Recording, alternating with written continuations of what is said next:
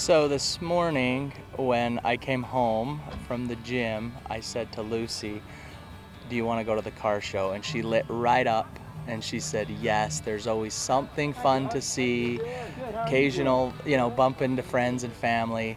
And it's a little more special this year with less events to attend. And so it has this feeling of just it's get what we can get during this coronavirus. I think as people, right? There's so many different unique perspectives. You can see something that's still old and rusty and that's how they're gonna leave it, or people that have put, there's gotta be $60,000, $70,000, $80,000 into a lot of these one vehicle. And you're going, it's just amazing to see the different perspectives and different imaginations come to life of people and their cars. What is your favorite car that you've seen today? The one with coins glued to the bottom. And why was that your favorite? Because it was cool and it had coins and little seats.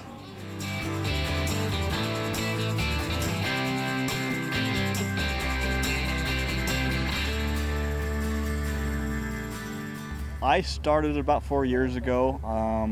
I like rats, but a specific kind. And I like the art, and there's beautiful cars out here, and a lot of them I don't have the talent for, like Bondo and paint. So the stuff I can do is weld it together, and then you can always cut it back off if you need to. And I try to make the things hardest that could possibly work. You'll see that on the car. So it's just a little bit my own characteristic and my own art that I put into it. So what about you, babe? He has this attitude that if you tell him he can't do something, that's the thing he's going to do. I will prove you wrong. So hence things like the spark plug wires. Well, for him, this is his passion. This is he's beyond obsessed with this. He loves this. This is what he does. This is his baby. For me, I have no idea what I'm doing. So I'm learning stuff. And have you ever seen a couple where one of them is trying to teach the other one something? It can be very comical. But we both bring things to the table, I think. He's got the inside the box, and sometimes you have somebody who's not as close to it. I can spit out ideas where I'm like, what if we try this? And sometimes I can throw out ideas that don't make any sense, and sometimes he's like, how did you think of that?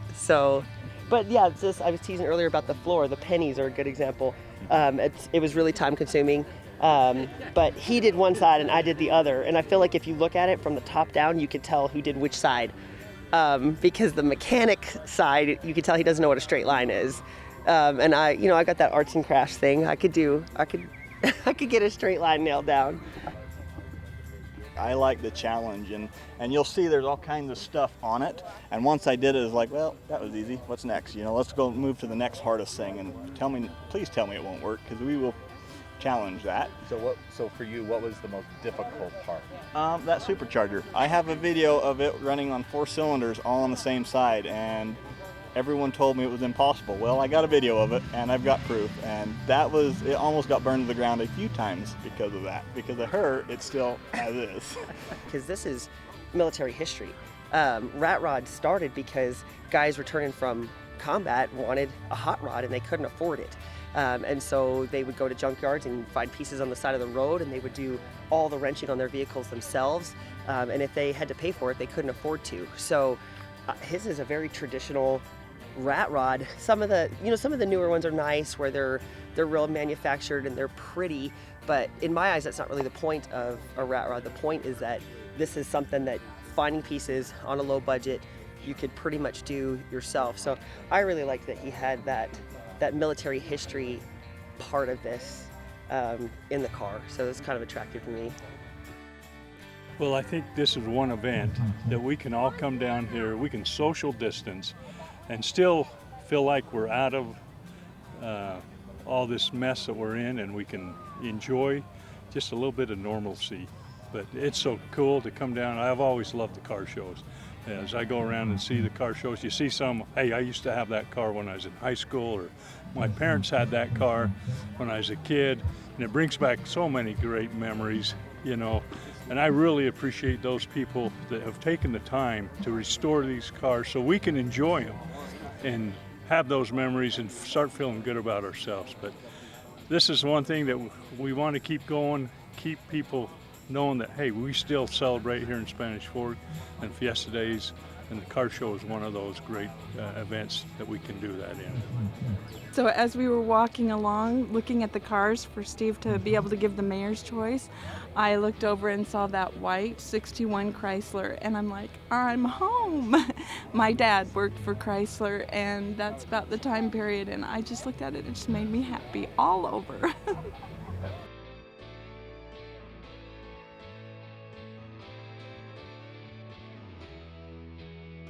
It's a 63 Ford Fairlane.